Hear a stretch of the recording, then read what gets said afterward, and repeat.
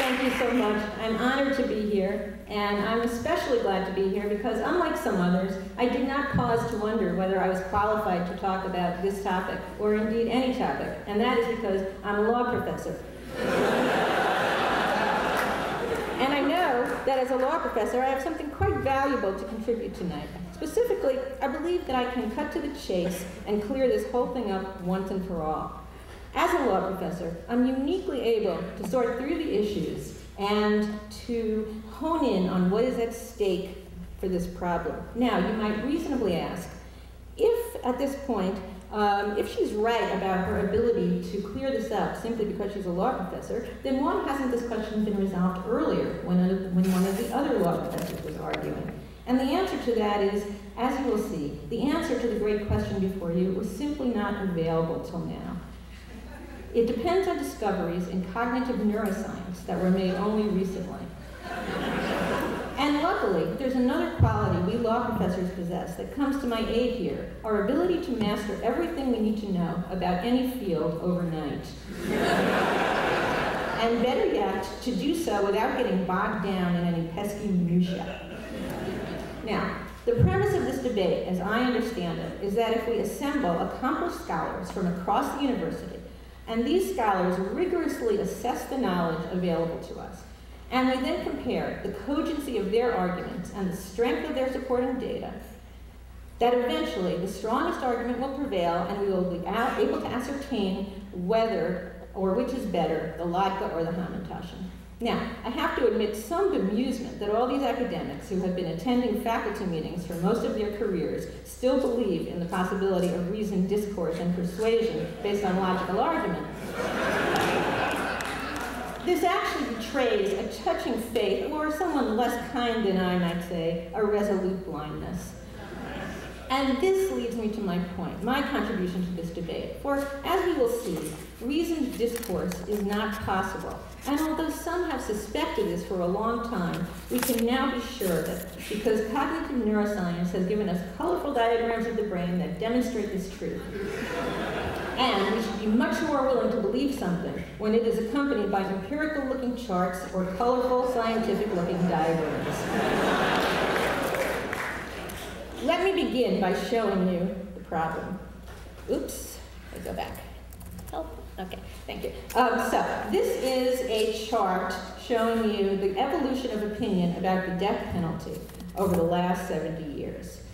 And what I want you to notice about this is that the line showing the belief in deterrence, which is the, for the longest time has been the most popular argument in favor of the death penalty, has gone plummeted way down. At the same time, while the deterrence argument has been falling apart, support for the death penalty has remained stable over the same period of time.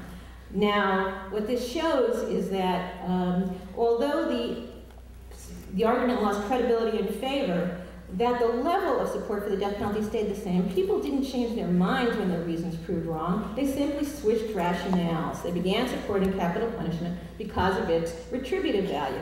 Now, compare a similar study of the results of the Latke-Hamantash Debate. Here, this is charting the persuasiveness and preference of the audience up this line. And notice what happens here, that no matter who argued here, we had Nobel laureates, we had university presidents, we had even law professors. No matter what, the cogency or incoherence of the arguments over the years, the support for the Latke remained exactly the same. 3/4 of the audience supported the Latke and 1/4 of the Hamantaschen across this entire field. And the reason for that is that people don't change their minds when their reasons prove wrong. They simply switch rationales. Now, if you look at the data, what you see is the technical term people use to explain this is support for the Latke is sticky. Now, I think this is odd, because while the Hamantaschen might get sticky, what with the prune filling and all, the Latke is more on the greasy side. I might add that it was no easy feat obtaining this data, as the records kept by Hillel on this are shockingly lax.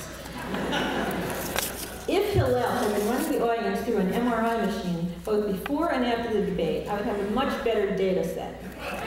That's certainly something to consider for the future. Now, let me explain what cognitive neuroscience has taught us about the reasoning process.